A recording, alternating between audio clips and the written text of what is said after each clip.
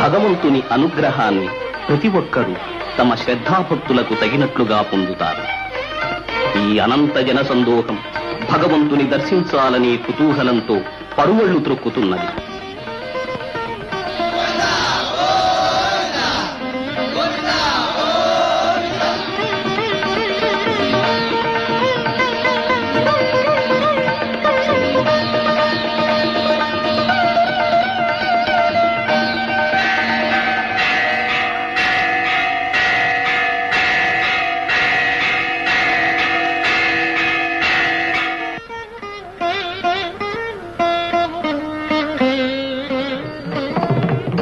భక్తులు సమర్పించే కానుకలే ఈ దేవాలయానికి ప్రధానమైన ఆదాయం.